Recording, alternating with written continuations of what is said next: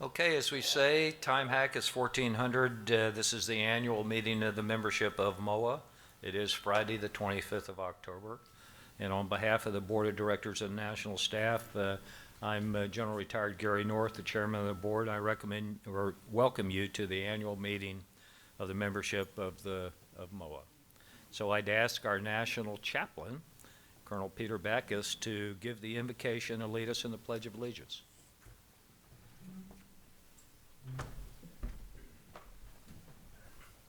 Let us pray. O Lord God, our Creator, we give you thanks for this day and for this time to be together. We ask that you extend your blessings upon us and guide us in the deliberations that we're about to enter into. Bless our leadership of this great organization and bless all their members throughout the United States. Keep us always mindful of those who are deployed and their families that are waiting for their safe return. We ask in your name. Amen.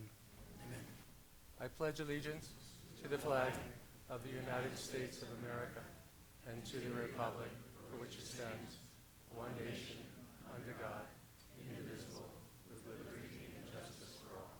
Thank you, sir.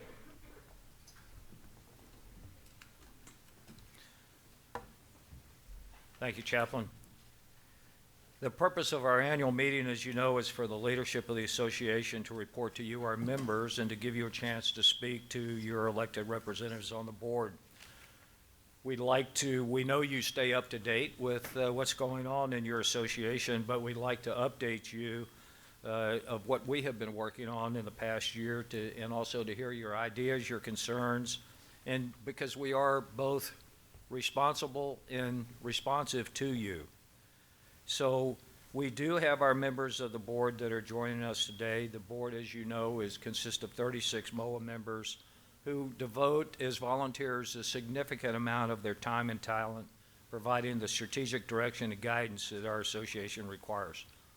And joining me on the stage today, of course, is Lieutenant General Brian Kelly, our President and CEO of MOA, Colonel Jim O'Brien, the Chief Operating Officer, Mrs. Regina Chavez, who is our Chief Financial Officer, Major General Joe Lynch, who is General Counsel and the Corporate Secretary, and Major General April Vogel, who is the Vice President of Government Relations.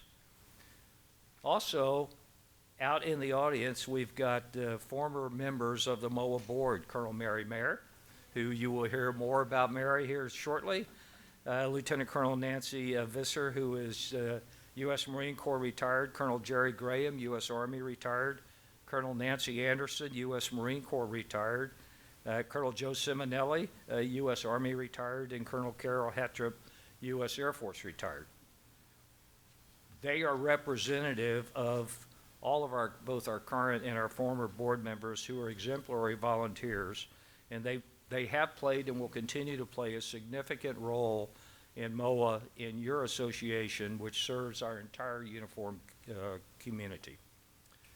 I would ask that if you can, for both the former and current board members to please stand and take a bow.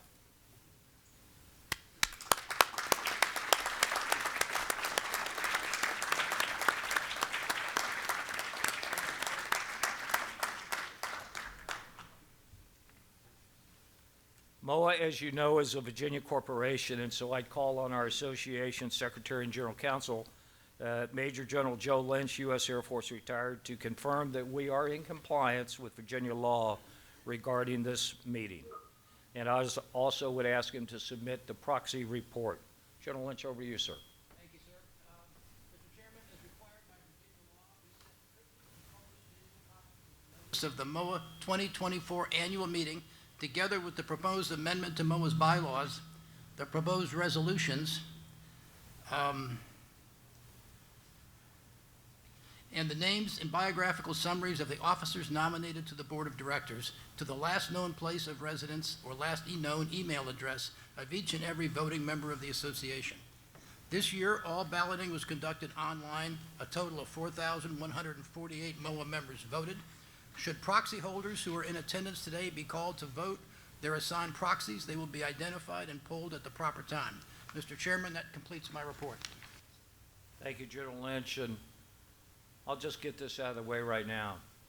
you notice that General Lynch choked up a little bit, because this will be his last proxy report that he gives, because as many of you know, he will be retiring at the turn of the year. So for General Lynch, congratulations, sir. What a great job you have done.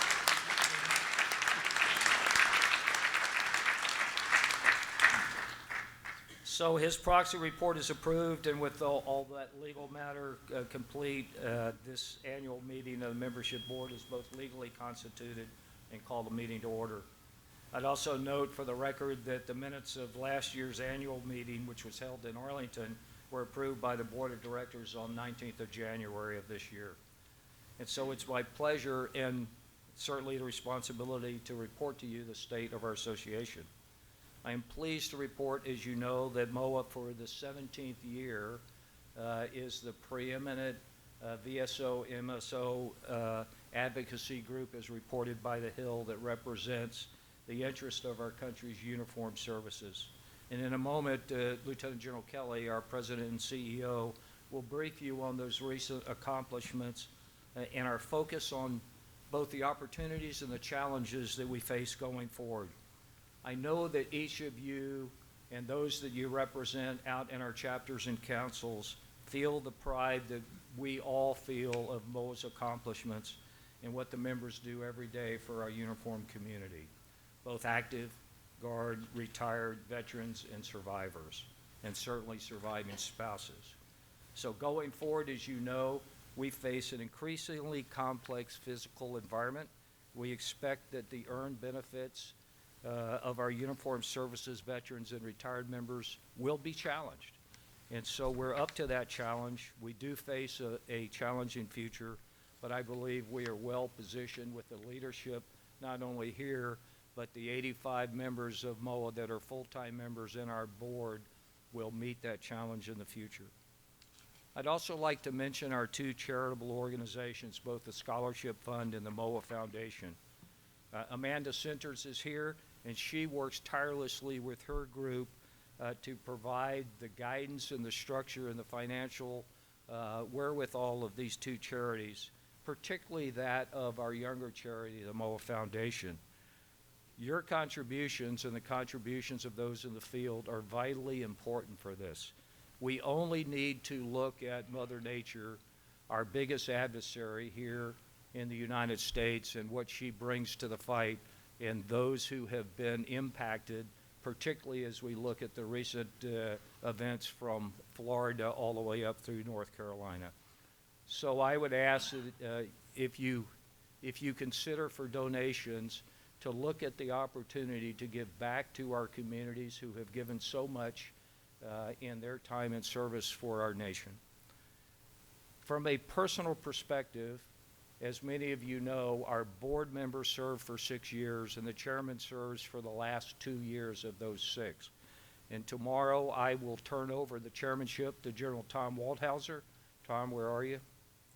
So I am very excited, as perhaps most of the board members are, that we have this turnover. We also have, along with the turnover, the class of 2024 will rotate out. They will not rotate away. They just rotate out, and they will continue to serve. And so from my perspective, these past 6 years have gone by extremely fast, and particularly the last 2 years as your chairman have been very rewarding, so thank you. As well, when we think about our MOA members in the field, we are 350,000 strong. About 35,000 of those are in the field with our chapters and councils, and so we do need to continue the increase of those chapters and council members to make us stronger in the field. Those chapters and councils and the greater MOA membership have brought us a tremendous group of 12 new board members. We will talk about them in a bit. I'd also like to remind all of us that we have extremely talented senior leadership on the MOA staff, but we also have an incredible group of young men and women that form out the 85 full-time staff members that make the staff very effective, very capable, and very responsive. And that commitment extends from the bottom up and the top down. And so what I'd like to do is, first of all, say thank you to the staff for the great work that you have provided the entire MOA membership team, both in the field and here at the headquarters. And I'd like to now welcome General Kelly to give his report.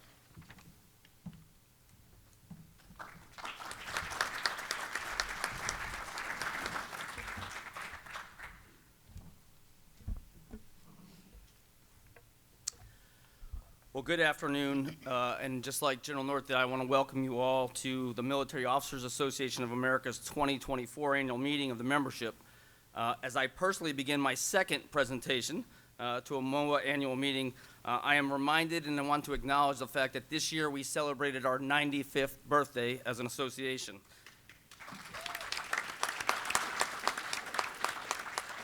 When you think about it, 95 years is an incredible milestone. It's certainly evidence of the fact that we have staying power, and it's also evidence of the importance and the value our association brings to the entire uniformed services community. I know I certainly look forward to, I hope you all look forward to 5 years from now when we celebrate the centennial of MOA being an organization in 2029. From our inception as TROA to our current format as MOA, our association has been a powerful voice for a strong national defense. Always as an association of officers, but never as an association solely about officers, but rather one that looks after and supports all ranks across all uniformed services. We understand and believe that it is the people who serve who make a strong national defense possible, and so it has been and remains our mission to preserve and protect the benefits that all of you and all of us have earned, and to continue to earn through our service and through your services and your sacrifices. Our accompanying vision is equally straightforward. It's really simple. We want to be recognized and respected as the foremost organization advocating on behalf of the uniformed services community and their families. Our advocacy mission remains at the forefront of our association, and with support and contributions from our folks in membership, our councils and chapter network, and our charities, with this focus on our mission and our vision, and with my fiduciary responsibilities as the 10th President of the Military Officers Association of America, I'm here today to report to you, our membership, on how we've spent your money. How have we advocated for your interests, and how have we enriched your lives and the lives of the uniformed services community through our work this year. Our team does absolutely remarkable work, and a major part of our work this past year has been focused on people, relationships, and delivering absolute member value. We know these relationships will be particularly important as we get ready to start a new administration here and in the 119th Congress. And so it is here that I'll start my talking point by discussing MOA's government relations team. Next slide, please. This year, in June of this year, we welcomed the new Vice President of Government Relations, our head lobbyist, if you will, to MOA. Major General retired April Vogel joined us after spending 33 years in the Air National Guard, and sort of in a unique position. Among those 33 years in the Guard, General Vogel is what I would call a unicorn. She spent 27 of those years on actual active duty, including commanding an active duty air mobility wing and serving as the Air National Guard Director of Manpower and Personnel. She ended her career as the Director of Legislative Affairs for the National Guard Bureau, establishing relationships and being immersed in the legislative process. And we are super excited that she was able to join our team, and we welcome April to MOA. Next slide. Many of you are familiar with the faces on this slide, but this is General Vogel's team that leads our day-to-day advocacy efforts across the full portfolio of issues for our veteran, currently serving, and healthcare portfolios. This team is supported by all the other business units at the MOA headquarters across the staff, and together, as well as working with all of you, our partners across the military coalition and across the country, we form a very powerful and effective voice. Most importantly, we are extremely grateful for all of you, our most engaged members, for helping to put focus and grassroots power behind our advocacy efforts.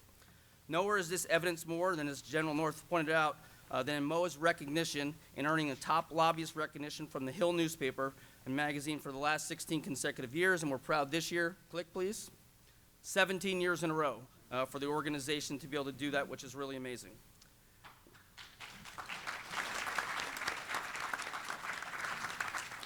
Now, while our government relations team manages the day-to-day relationships, I have personally focused my time on connecting with leaders who are positioned to directly influence our legislative and advocacy agendas, and the involvement of MOA continues to be valued and sought out.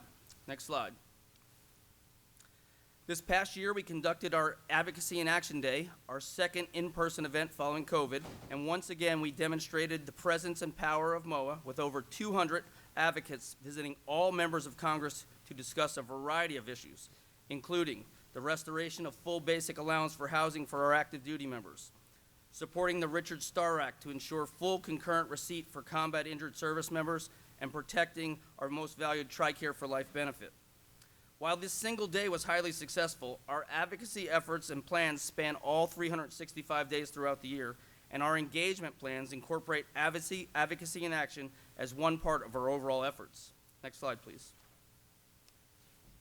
As an example, our team engaged in continuous activities this last year in support of the Richard Starr Act and throughout the year. And on this chart here, you see Tanya Starr, recently departed and the widow, and now herself deceased, of Richard Starr. We have been working with a number of partners this year, including the Disabled American Veterans Association, to release a detailed study that was 2 years in the making that was entitled Ending the Wait. This is a follow-on to the PACT Act, which now provides a blueprint for the DoD, the VA, and the Congress to close down the timeline for which it is currently right now more than 34 years from the time a veteran is exposed to toxins until they are able to get support and help. The blueprint provided here that MOA worked on jointly with DAV provides suggestions for reducing future exposures and for providing accelerated care in the future and moving this forward to build upon the success of the PACT Act and reduce exposures for the future. It is part of our legislative priorities, and you'll see it come forward in the 119th Congress. Our MOA team was also called on to testify to the House and Senate Veterans Affairs Committees panels, and I personally testified before the House Armed Services Quality of Life panel. This panel, led by Representative Don Bacon of Nebraska and as chair, and Representative Chrissy Houlihan as ranking member, set out to study and make recommendations for improvements to quality of life issues, including compensation, housing, and child care that impact currently serving members and their families. This panel specifically called on and requested MOA to provide testimony and participate in the press rollout of their report. That contains several of our highest legislative priorities. Many will remember that these two representatives, MOA members, who were also our guest speakers during the last 2 years of AIA activities, helped us lead and move things forward. In the last 2 years, we continue to work with them and others to make sure that quality of life report gets enacted. I'm also fortunate to have regular discussions with VA Secretary Dennis McDonough, who holds a bi-monthly breakfast with a number of MSOs and VSOs in which MOA is invited. Our new Vice President of Government Relations is up here on the dais with me, as you heard. And when we get to the question and answer part, between General Vogel and I, we can answer all your questions in regard to advocacy. Next slide, please.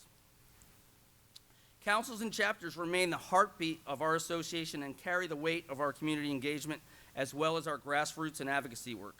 Our support to councils and chapters is led by retired Navy Captain Frank Michael and his team that you see on the slide here, who, like in the advocacy mission, get support from across the whole of the MOA business units. We currently have 386 councils and chapters, with only slightly around 10%, as General North mentioned, of national members belonging to a chapter. Despite the small numbers, our chapter and council members are our most active and enthusiastic members, adding credible value to our association in multitudes that are far greater than their numbers. Along with members of our national board and the headquarters teams, I have made participation in chapter visits, state conventions, and volunteer leader training events a major priority, and I remain impressed by every single visit I make out to see one of our council and chapter teams. By the end of this calendar year, we will have conducted over 130 visits all over the United States, connecting with thousands of MOA members and with communities, including many of our surviving spouse members who are fulfilling important leadership positions throughout our council and chapter system. These events provide one of the few opportunities we have at the headquarters to connect with the rank and file members. And I will say, as your chief listening officer, those visits with those chapter members are one of my primary sources of getting member feedback, and I thank you for that. Next slide. As we showed in the recent edition, I hope you all got to see it in the Military Officer magazine, our councils and chapters make incredible impacts in their local communities and at the national level. When local communities know about MOA, it is because of what the local chapters and the local councils do. It is not because of what we do at the national headquarters. That does not come from us, it comes from them.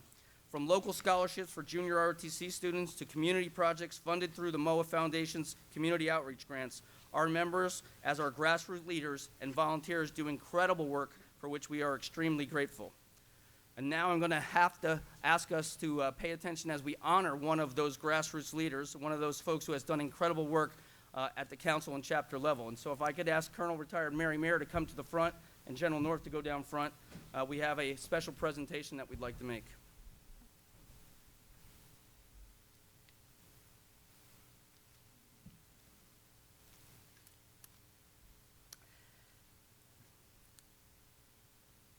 As a shining example of our volunteer leadership excellence, we want to make an honor here for National Board Chairman Gary North to join Colonel Mayer here and present this. Colonel Mary J. Mayer, U.S. Air Force retirement, was born and raised in Portland, Oregon, and is a third-generation Oregonian. She received her commission as a second lieutenant in the United States Air Force in 1972 and served in a variety of leadership positions throughout a more than 30-plus year career. Mary is currently making major contributions in support of various veteran and community organizations, which includes serving as a commissioner on both of the Oregon Governor's Commissions on Senior Services. Among many other posts, Mary serves as the president of the Portland chapter of the Military Officers Association and the secretary and treasurer of the MOA Oregon State Council of Chapters. She also recently completed a 6-year term on the MOA National Board of Directors. For her outstanding leadership and exceptional service in support of the objectives and the programs of the Military Officers Association of America, Colonel Mary J. Mayer is given the Chairman's Award, handled this day, 25th day of October 2024, signed out by our chairman, General Retired Gary North.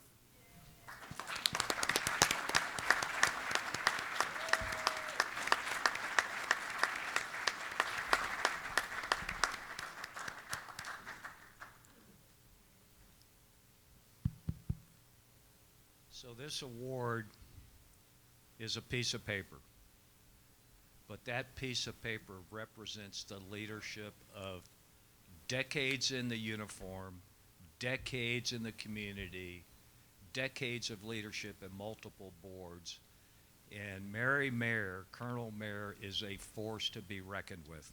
Yep. And so I'd like to turn this over for just a few words. Thank you and congratulations. Thank you very much. Well, as some of you know me, there's never been a microphone I didn't like. So I will take this opportunity to speak. I am honored and humbled by the receipt of this award. It means so much to me, as does this organization. I started out with, believe it or not, Lieutenant Colonel Nancy Visser at the MOA Portland chapter, who has been driving me, and believe me, if Nancy wants you to do something, you better do it. And so I started out with her and worked my way up from newsletter editor all the way to chapter president.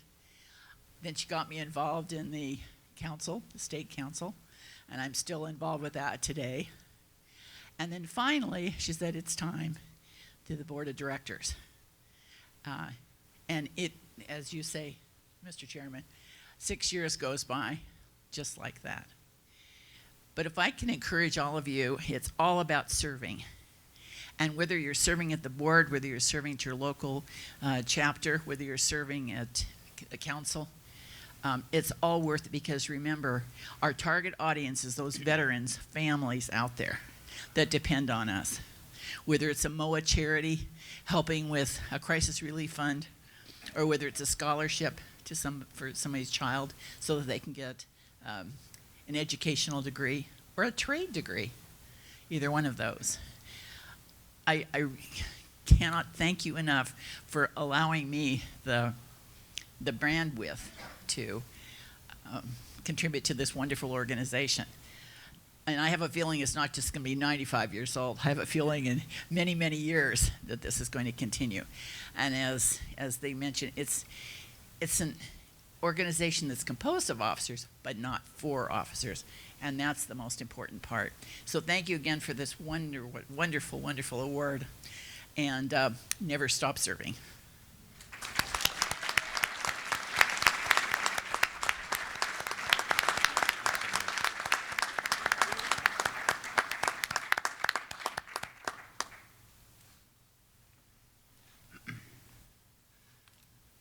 Okay, as the chairman's turning, next slide, please.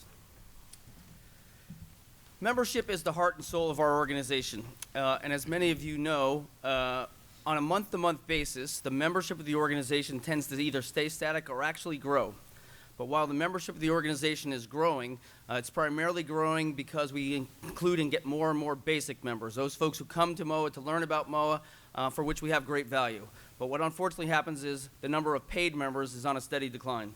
And over the next couple of years, the actuarial tables would tell us we're going to see even greater declines as many folks who joined during the Vietnam or Korea eras begin to get into those age groups. So we at MOA have been doing a lot to try and reach out and make sure we continue to be valuable and refreshing to those folks in the different age groups who are currently serving. So what you see on the slide here is a campaign we call the Younger Officer Campaign. We know that the younger officers give us an opportunity to sort of refresh our roles, and so we've sort of coined a phrase without being too tongue-in-cheek. It's not just your parents' MOA. And so as part of Not Just Your Parents' MOA, we have been working with the Association of Graduates from each of the service academies to have relationships where as they graduate from the service academies, they become automatic basic members. We're doing the same things with large ROTC organizations and trying to make sure the next generation of folks see the same value in MOA that all of us have seen over the years. There is something for all, and we're committed to that. Next slide. To help do that, we have to have value for our membership. And we do a number of things, and I know a number of you have been involved in things like taking a MOA vacation through our products, have taken advantage of the relationships we have with folks like USAA, new ones that we just put on, like Consumer Cellular, that will provide an opportunity to get those kinds of services. And we're excited about a new partnership with New York Life, who will be able to be a new partner replacing Voya for providing some of our insurance products and our life insurance products. At the end of the day, we are committed as an association and continue to be working hard to make sure that we provide value to all of you, to our members, as we go forward. Next slide, please. As General North mentioned, our two charities are really, really important to what we do. When we say that we are an association of officers, but not just about officers, when we have things about member value, those are about members, which are all officers. So it's our actions and our deeds that we do that reach out to the broader military community that make that statement true. And the majority of those things happen through our two charities. If you click, please. This year we had a very successful year in regard to fundraising for our charities. We had another very successful golf tournament in May. It was our second largest ever opportunity to raise funds, over $211,000 raised in a single day for those charities.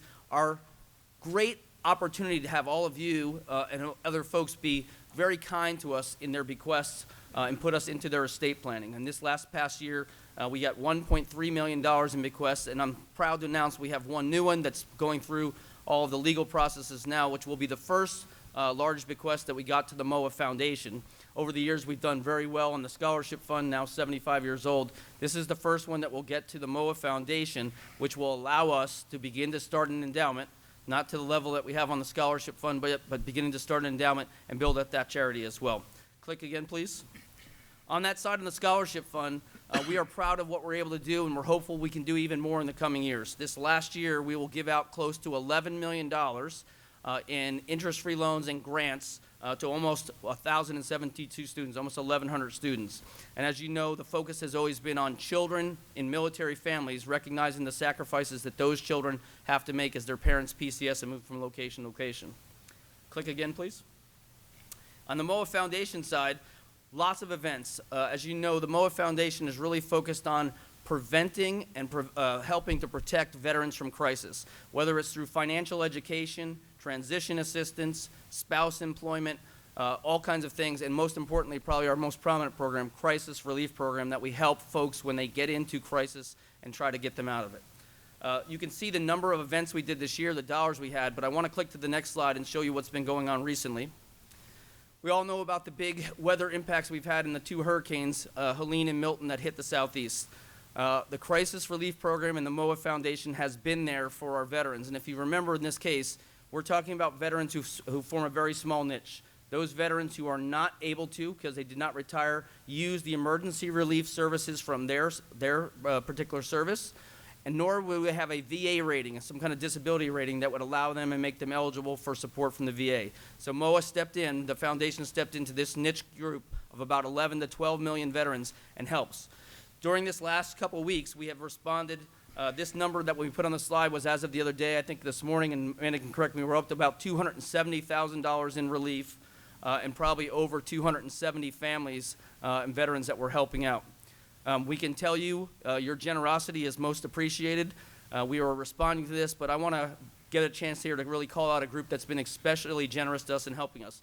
In the front over here, Eric Cherkauskas and the folks from J.P. Morgan Chase have been unbelievable partners to us, have given us multiple donations this year for the foundation, including a recent $75,000 donation that helped on top of their previous ones for these specific things. And so we want to thank Eric and we want to thank J.P. Morgan Chase.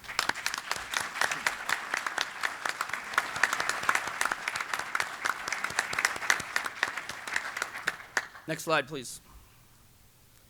It's also important for us to engage in a variety of ways, and I hope you get to see the variety of products and things that we put out, whether it are new pamphlets like this one about preparing for the loss of a military spouse that we refreshed and updated, things that we're doing on social media to try and get after that younger officer campaign, if you will, and things that we know that we have to change and modernize. Electronic versions of our newsletter, electronic versions of our magazine, different ways for us to reach folks through social media, including the use of influencers. These are people out there who have great followings and actually are able to monetize their following out there to support various products. We find ones who are very united in our military community's efforts and try to use those influencers to reach folks to help us with our recruiting and our engagement and branding throughout MOA. Next slide. Last year when I got to speak to you, I highlighted 6 challenges that we have as an association, and these challenges are ones that are sort of things that we have to tackle over the next couple of years. All of these are difficult challenges. None of them are things that we can tackle in a single year or in a single month, but they are definitely things that if we want our association, which we all do, to be as powerful and as strong as it is at 95, if we want it to be that same way at 105 and 120 and 195, we've got to get through some of these things. The first one up there is the simple fact, just like if any of us are balancing our checkbook, we bring in less money than we spend. And the way we balance that out, and the way we do is we go to our endowment, and we use our money from our endowment to pay those bills out. We're lucky enough that the folks who are very wise and put that endowment together in years past have allowed us to be able to do that. But that's not a sustainable path for the future, and so we have worked really hard on how do we get new revenue in, and I'll talk to you some about that. We talked about being able to maintain our key advocacy positions. It is an incredibly, and I know General Vogel can talk to you about it, it's an incredibly turbulent political climate right now. It's an election year. Being able for us as MOA to be able to get our missions done regardless of who's in whatever seats in the Congress, who's in whatever seats in the White House has become more and more difficult, but we are steadfast in that and we are focused on that. Sustaining and increasing our MOA membership, as we said. We've got to make sure that we can get paid members as well as new members into the association. The chapter and council system that we talked about is incredibly important to us, but it is also an aging system for which we have to continue to recruit and bring new members into. Today, at our board meeting this morning, the board approved the latest and newest virtual chapter for MOA, one that will be for public affairs officers, and it will help us continue to make people excited about the things that we do in our association. Our foundations, as we talked about, the MOA Foundation, only about 10 years old compared to that 75 years old that we are on the scholarship side, and we've got to make that program continue to build and become stable over time so it can be just as powerful as we are on the scholarship side. And the last thing we want to be able to do and tackle long term is how do we make sure MOA's brand and reach is out there? How do you know if you go into an audience like this at a military base and you mention MOA that people are actually going to know what it is? Because if you go in most days and ask, do you know about MOA, you don't get enough head nods this way, you get mostly head nods this way. So our goal is to increase our brand and reach and do that in lots of new ways. Let me show you a little bit about what we're doing. Next slide, please. So how do you get after some of these things? Last year I mentioned to you something at the time we called the MOA People Conference. Well, we've done a lot of work in this last year, and the MOA People Conference now has an official name and title. It is called Total Force Plus, and it is a way for us to bring together, as you can see on the slide, lots of different folks, lots of different stakeholders, but leadership and rank and file members from the Department of Defense, from the Veterans Administration, academia, industry, who have solutions, and our tagline is, it is advancing solutions for the military and veteran community. And the idea is that we can provide a forum for which people can get together and talk about the shortages of things like childcare that we talked about, talk about how to do talent management at a greater level, how to bring artificial intelligence to the services to help them do their human resources functions. All of those things that make a great experience so that our military members, from the time they're recruited, while they're serving, while they transition, and why they're in veteran status can say they had a great experience, and then most importantly, as a result of that great experience, they will recommend to the next group of people that they ought to raise their hand, volunteer, and serve just as well. So that's the goal for us on Total Force. Click the next slide, please. And the key for us is that we believe, and it's the reason we're pursuing it, we can get after a bunch of those challenges by doing Total Force Plus. Next October 28th and 29th, when we hold this at the Gaylord National Convention Center, make no mistake about it, we will be doing great things in advocacy, but we'll also be looking at a revenue source. We'll be looking for ways for us to generate revenue by providing this positive outcome and positive environment for people to exchange ideas. So we believe the long-term financial stability we can get out a little bit. We believe our MOA Foundation will have an opportunity to do philanthropic things during the same event. We plan right now to have 2 different fundraising events that will go on during the event. Membership. Our hope, of course, is that we will attract lots of folks. It will be free for currently serving members in the active duty, guard, and reserve. And when those folks get over there, our hope is that we can convince them to join MOA and be part of MOA, at least as a basic member, then show them the value and get them to be a paid member.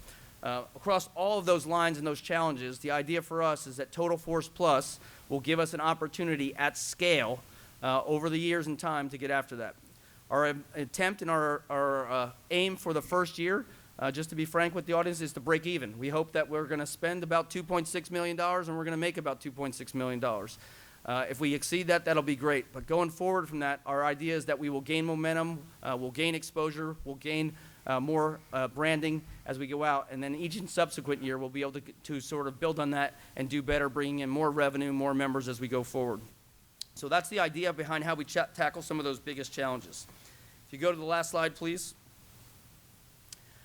So just in closing, I want you to know that we think our association, your association, is in a great place. We are a powerful voice on the Hill. We are a respected voice on the Hill. We are in good financial position. Our CFO would attest to you that we're in good financial position by any measures and ratios that you have. But we also know there's work to do to make sure we're in all those things and we can say those same things 5 years from now, 10 years from now, and 15 years from now. So as your president and CEO and as our staff, we are committed to making sure we tackle those challenges. We're committed to making sure we continue to deliver value for you, and we're continuing to make sure we continue to preserve and protect the earned benefits that all of you have sacrificed and given for. So thank you for coming today, and that's the end of my report. I appreciate it.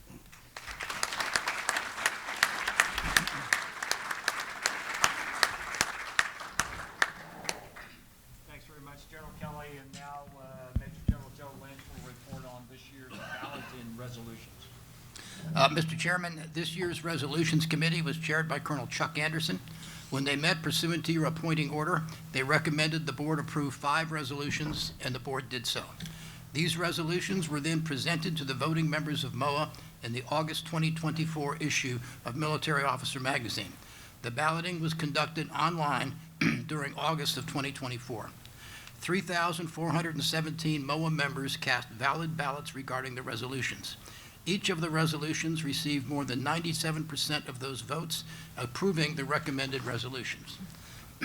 We also had an amendment to the MOA bylaws to authorize the board of directors to change the board size to anywhere between 12 and 36 members in an effort to reduce cost and to increase the collaboration and interaction among board members.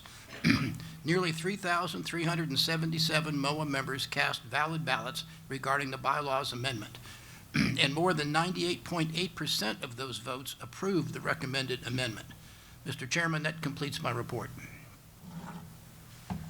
Well, you don't get off that easy, because you now can present the report of the board's nominating committee and the results of the ballot and of those nominated for the board of directors.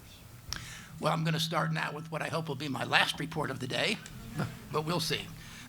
Mr. Chairman, the 2024 Board Nominating Committee, elected by the board pursuant to the association's bylaws, included 1 officer from each of the 7 uniformed services. Also in accordance with the bylaws, these officers were neither members of the board of directors nor members of the headquarters staff. They were charged to select 12 nominees to fill the prospective vacancies on the board and to provide a slate of nominees for submission to the membership for its consideration. The Board Nominating Committee met in person at MOA headquarters on May 24th, 2024, and carefully reviewed the professional and personal qualifications of all candidates seeking nomination. The committee's selections were based on the bylaws of the association, policies approved by the board, and the chairman's letter of instruction. Their photographs are now displayed on the screen in front of you. I now invite everyone's attention to this slide with the 12 directors elect, and I report to each of you that they received over 97% of the votes that were cast, approving their nomination to our board of directors. Mr. Chairman, that completes my report.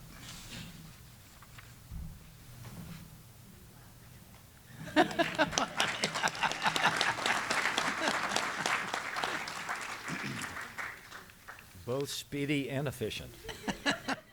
So thanks very much, General Lynch. And in view, for those members that are here, in view of the overwhelming vote in favor of the 12 officers nominated by the committee, I get the opportunity to declare that they are duly elected. They will assume their duties tomorrow morning, and I'd like to ask the class of 2030 to please stand. Those 12 outstanding MOA members who will join the board.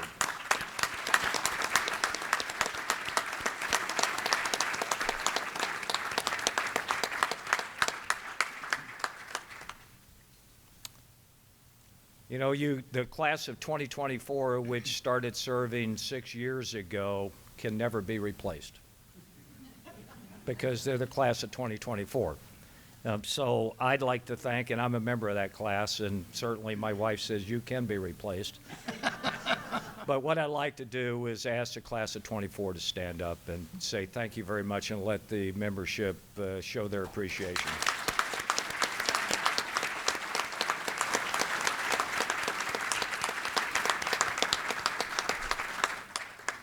So most importantly, for each and every member, those that are here, those that you will get the opportunity to chat with around our nation, I want to thank you, because being a member, particularly those who have been members for a long, long time, this is really important business.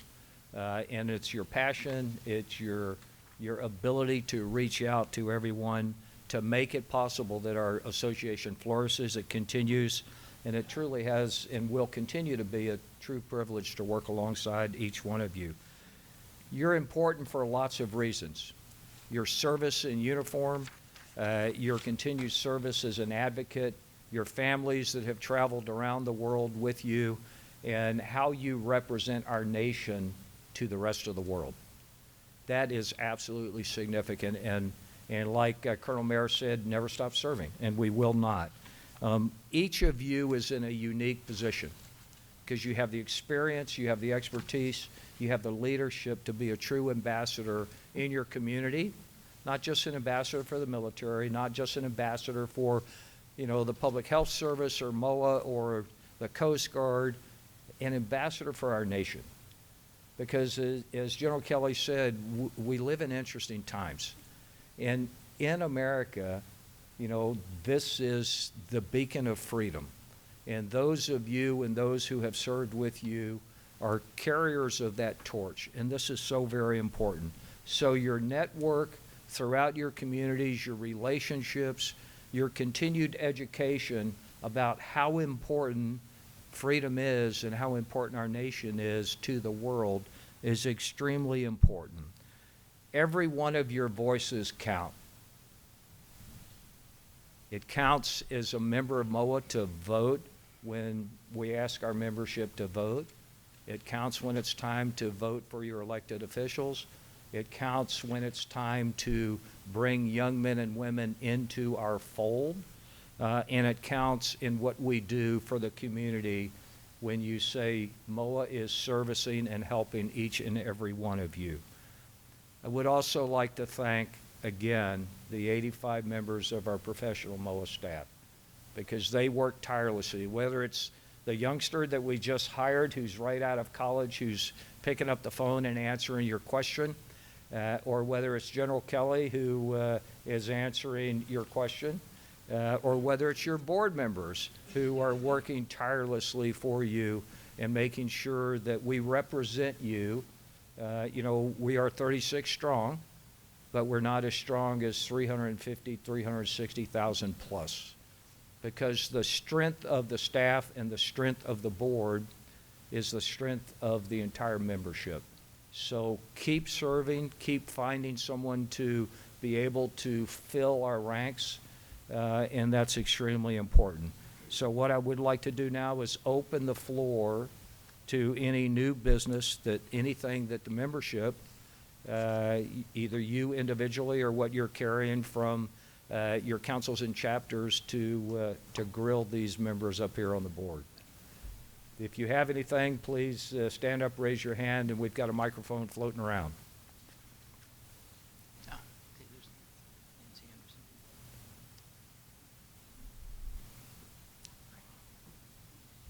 Thank you, Nancy Anderson. And since 2012, I've served as the secretary of the Pennsylvania Council of Chapters, which in the past 10 years has lost 7 chapters. 9 chapters remain. One is aging out because the members have aged out. My question is to chapters and councils and chapters, what is MOA National doing to help these chapters U.S.-wide recruit national non-chapter members within their area of responsibility, within their zip codes, understanding privacy concerns? Perfect question. Yep. Thank you. Thanks, Nancy. I think for those who have been around the chapter and council system for a while, know that the intent of the headquarters is to be able to provide information to each chapter about the people who might be in their areas, in their catchment areas, if you will. That would be including of contact information, telephone numbers, email addresses, all those things, so that there can be a recruit. Also provide recruiting information on what the value of a chapter and council would be. I would tell you, if you don't already know, we have been going through a transition for our association management system, the IT system, if you will. And right now, we're not able to fulfill that responsibility. If I was a grade school teacher and I was writing a report card for us, I would give myself an F-. And it's because we haven't been able to get that going. But we're working hard on it, and when it goes out there, that's certainly the intent, Nancy, is that the headquarters will provide to our chapters and councils as much information as they can to help recruit people who might be in their area, including giving them resources, giving them, we're working on a video that might be helpful for folks to put on their website, a variety of things that would be able to show the value of chapters. We just did the Military Officer Magazine, probably the largest spread we've done on councils and chapters and their values for just that purpose, so that it could be used as a recruiting tool and show what the values of those councils and chapters are going to be. So, we're not quite where we want to be, but certainly we recognize the importance, and we're trying to move forward in that direction. Yes, sir. Get the microphone. Sorry, it was Right here. Up, over here. Oh, sorry. I'm membership chair for Portland, Oregon, and vice president on the council. But one of the things that I used a lot is the electronic support message, which is a blast message that goes out to everybody that has said they would accept it for 2 of the very important meetings that happen a year, that we vote and say that's a good meeting. We'd like to see everybody that's available to come. So we get a blast message. One of the things that I've thought about in the past would be that blast message has a lot of emails on it also. So with the module down, is there any reason that the actual emails of the blast message couldn't be provided to the leadership? Yeah, so one of our chapter and council leaders, Dina Kilgore, is there. So I think the answer is probably it's something we can do. I don't know if we looked at Dina, but maybe you have other information about how the blast emails are collected. I'm not really using it day to day, so maybe you can add some value. Yeah, so with regard to that, the emails that we use in the catchment area, we're looking into the levels of permission. There are a lot of regulations on sharing emails, and since chapters and councils are separate entities from MOA National, we have to be really careful to make sure that we're adhering to those privacy laws. So we are looking at how we can expand the amount of information that we are sharing, and so that's going to be an ongoing process, but hopefully we'll be able to make strides in that direction. Perfect. Mary Mayer, president of the Portland chapter. We keep talking about brand recognition, and I keep hearing about the Army-Navy game, and that's wonderful, and I'm glad we do that.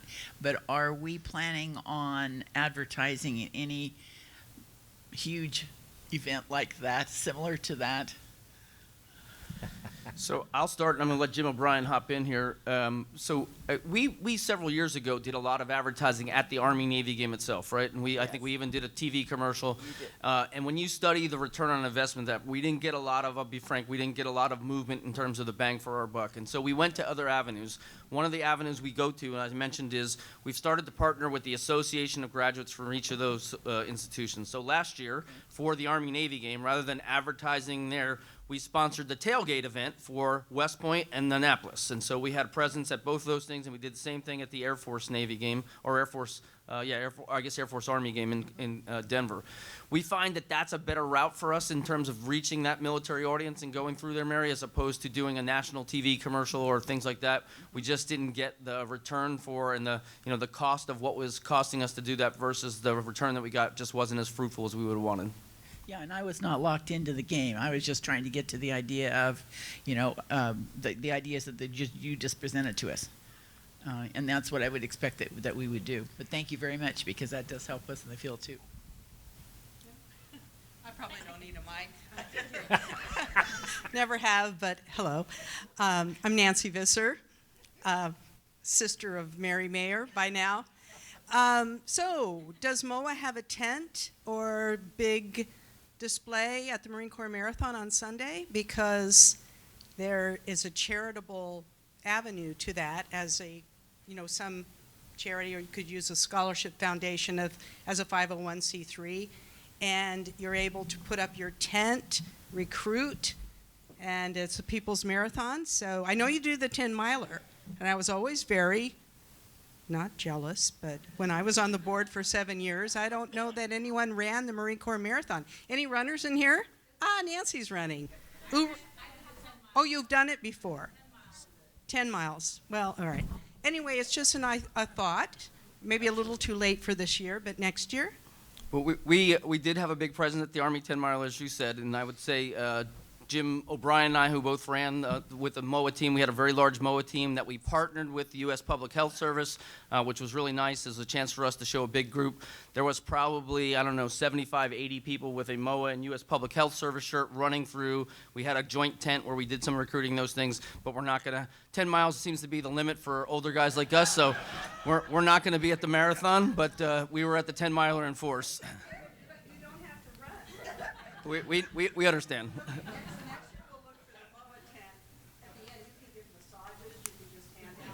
We could have used them.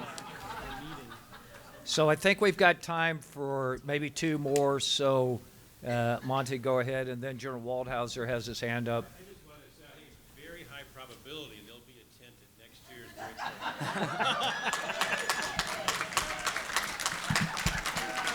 break. I think I just heard the chairman say he's running with us. Go ahead, Monty. Sir, the Total Force Plus, are you working to have volunteers from chapters and councils involved in that? Is there a plan? How it seems like a pretty big project if you don't ask for extra help. It's a very big project. We've hired lots of partners. There will probably be an opportunity at some point. We haven't flushed all that out yet, Monty, in terms of how exactly we'll do that and how we'll call for volunteers, but it will be a big effort for where we'll need manpower and help, so stand by. All right, folks. I'd like to bring this to a close, the annual meeting, with a couple things to think about.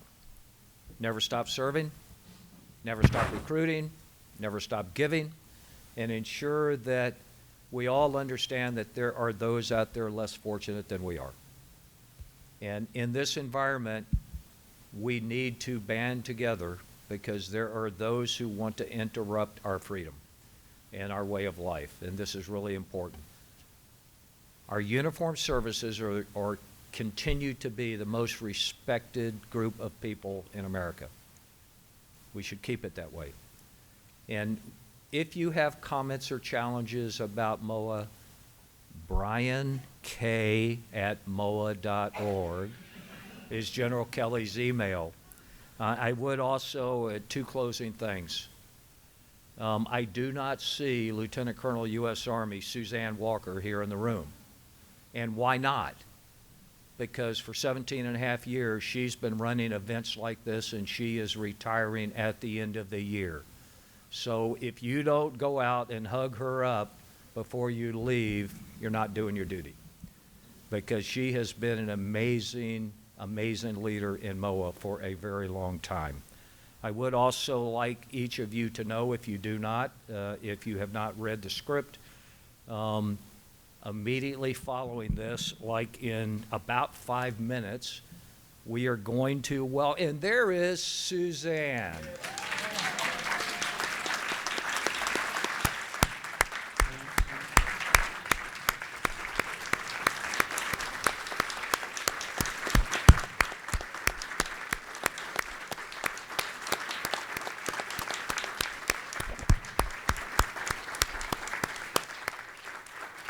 So although she has made a cameo appearance, you can still hug her up. Immediately following here, like in 4 minutes now, we will have a special guest, former Supreme Allied Commander, NATO Europe, Admiral Jim Stavridis, who will have a discussion on his newest novel, The Restless Wave. And he has graciously said, as maybe you saw when you came in, if you would make a mere $30 donation to MOA, he will give you a book. And if you really get in line, he may sign it for you. So folks, that's an additive bonus to the annual meeting. We are so pleased that you were able to make it.